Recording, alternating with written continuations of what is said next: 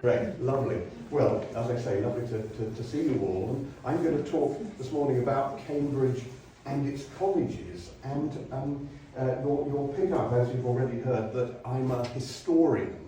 So I work on history, particularly in the 17th century. That's my particular specialism. But I think history can give us a very interesting perspective on Cambridge and its colleges. Because I think if you were to sit down today and design a university from scratch, it would not look like Cambridge University. Cambridge University is very much a product of a long historical evolution, taking us all the way back to the 13th century. And it's really by understanding its history and how the university has developed since the 1200s that we can begin to sense how it has come to look like it does. And perhaps its most distinctive feature is its college system. The fact that the university consists of around 30 colleges which work like a big federation. If you think of it a little bit like a federation that collectively forms the university.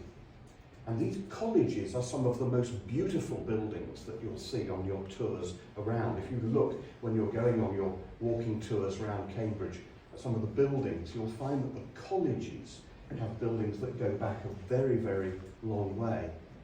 And the actual centre of Cambridge has not altered all that much in terms of its basic ground plan for a long time. If we have a look now at a map of Cambridge in 1690, you'll find that a lot of this actually looks rather familiar. If I come round to this side, you'll see that, for example, King's College Chapel there, Trinity College, St John's College, Emmanuel College, Christ's College, Sidney Sussex College, all of these actually are on a plan that is very similar today. If I take you now to today, you can see exactly some of the same landmarks: King's, Trinity, Emmanuel, St John's.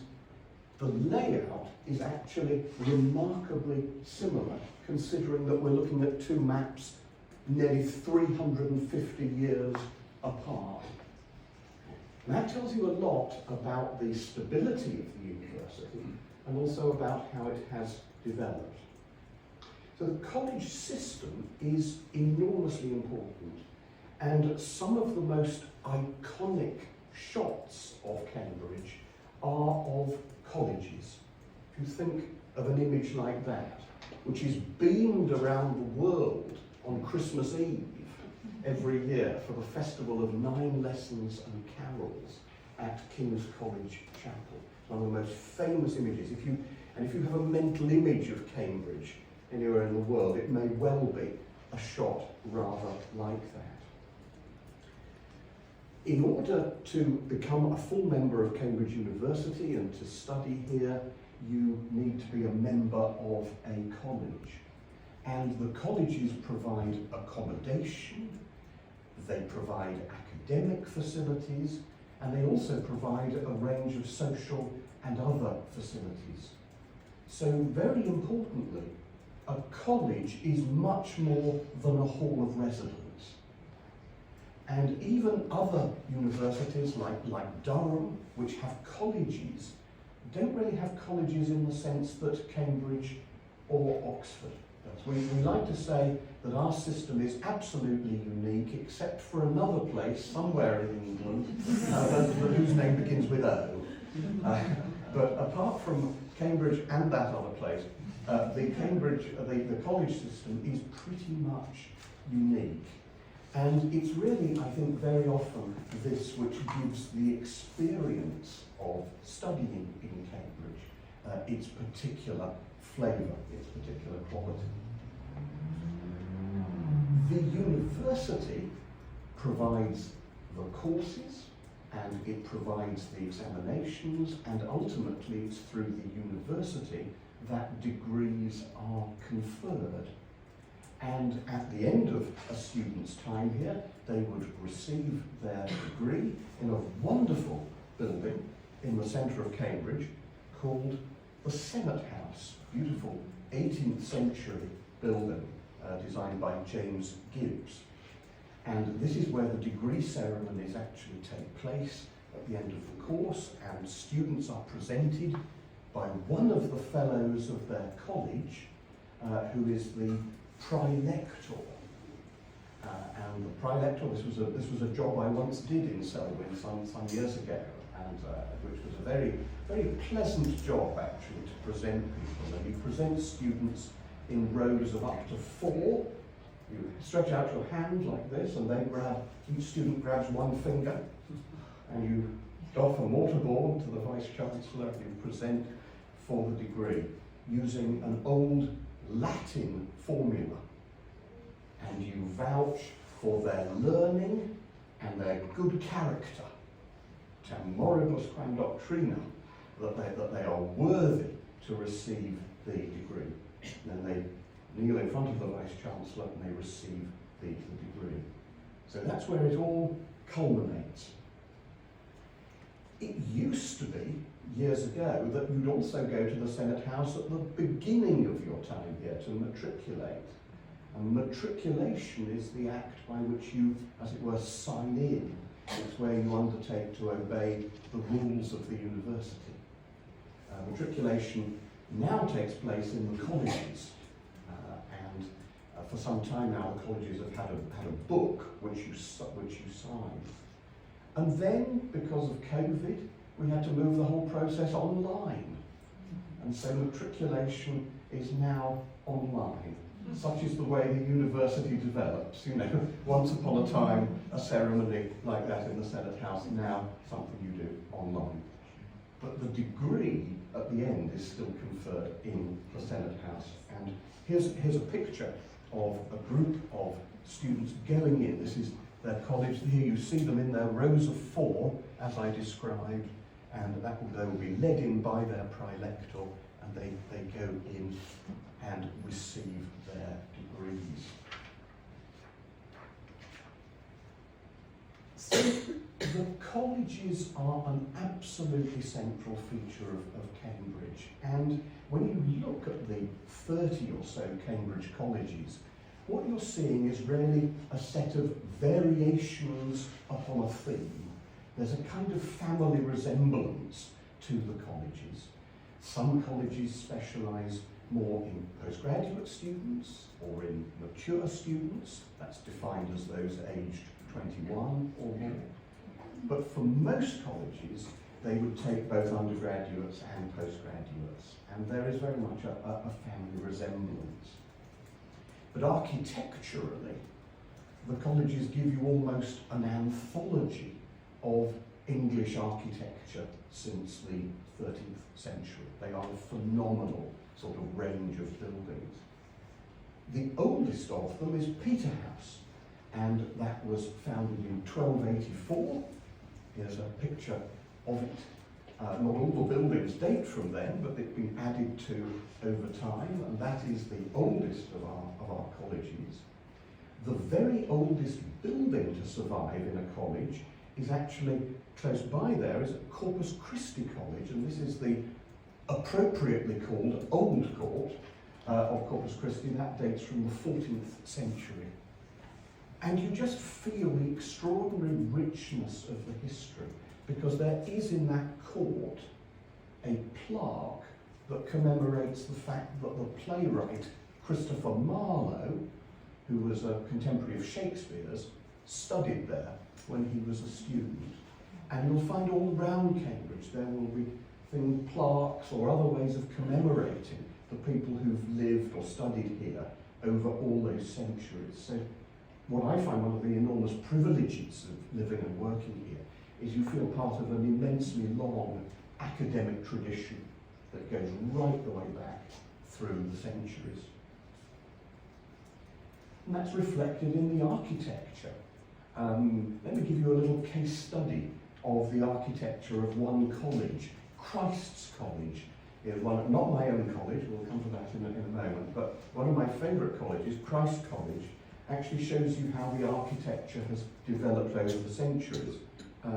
The first court of Christ's dates from a mixture of the 16th century through to the 18th century. It's a very, very beautiful court. If you're able to visit Christ's on any of your tours, do have a look at it. It gives you a wonderful example of how these courts looked centuries ago. In the 1960s, it needed to be extended, and so they built a building which I have to confess I find less beautiful, but it's that building. I'm afraid, in common with many British universities, Cambridge didn't necessarily do all that well out of the 1960s in terms of architecture. But this building at least was given a name that I think is rather funny, but actually rather appropriate. They call this the typewriter. You can see how it lends itself to that name. Colleges have been founded all through history, and there were a number that were founded in the 19th century, 20th century. The most recent, newly founded college would be Robinson College, but there are others that have been founded in the last century, 2 centuries. My own college, Selwyn, was founded in 1882, and so we have some rather nice Victorian buildings there. And I very much hope that some of you will come and visit us next year. I believe a visit is being arranged, and so it would be lovely to welcome you, some of you, if you can come to that visit next year. So that is Selwyn College. Another example of a more recent college, 20th century foundation, would be Wolfson College, and here's the Lee Library. And you can see by this time, I think, modern architecture is becoming much nicer. I think the 1960s, not quite so good, but when you look at some of the buildings that have been added to colleges more recently, I think they're really very nice, and that's a very fine example there at Wolfson College.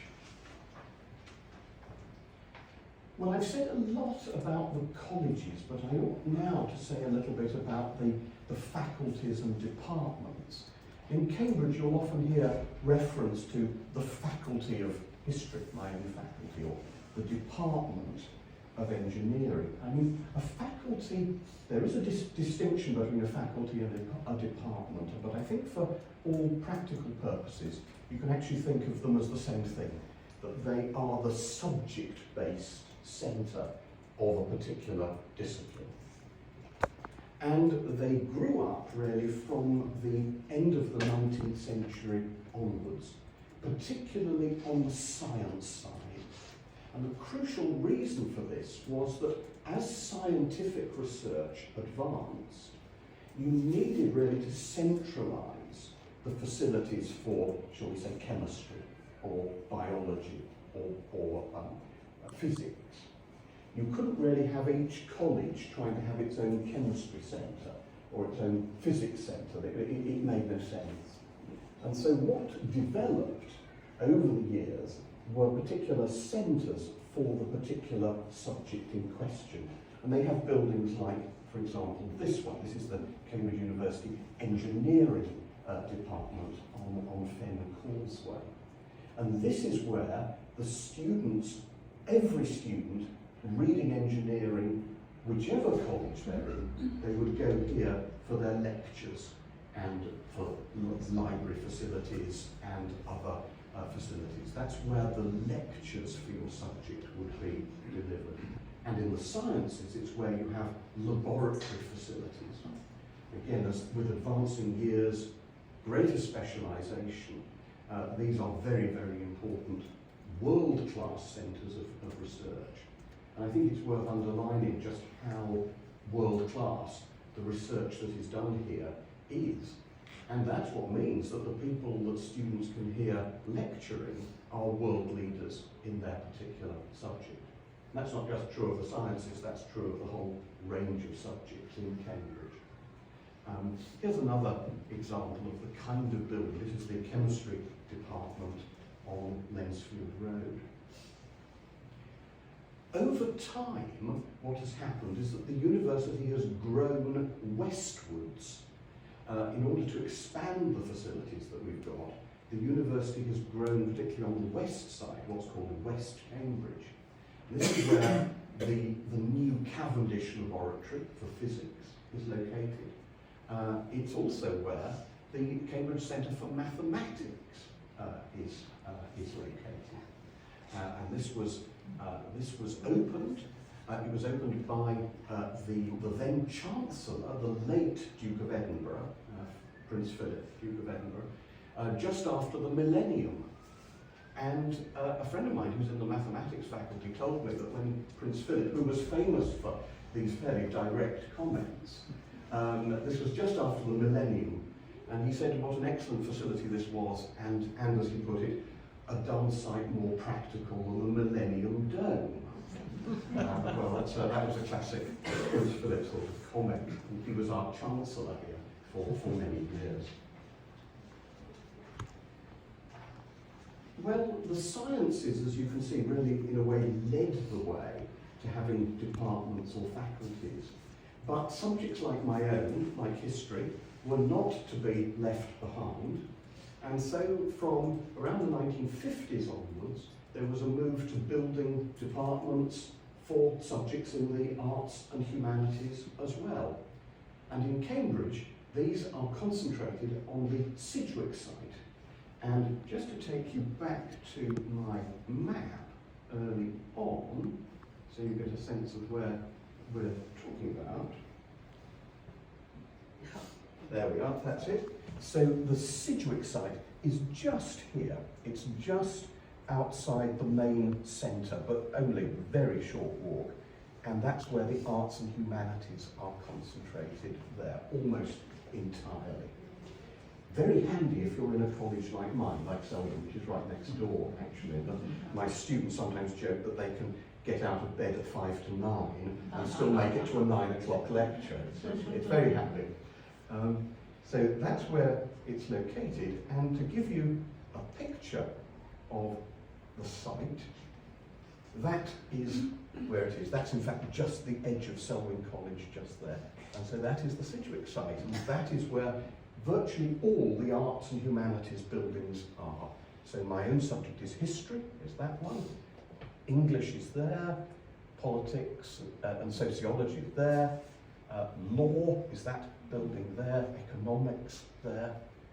And so that's what we call the Sidgwick site, named after Sidgwick Avenue, which runs along the south side of it. I said Cambridge is an anthology of architecture. This is a bit of an anthology of architecture since the 1950s, actually.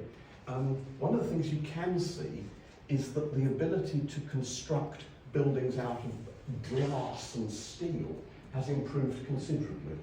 If you compare the law faculty with my own faculty, which is history, which is that building, it's an interesting design, but we're about to undergo a major refurbishment to deal with issues of poor insulation and damp penetration.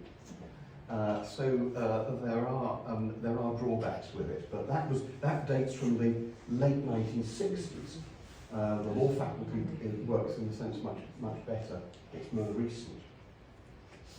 But the history faculty has its own library. That's the historical library, the so-called Seeley Library.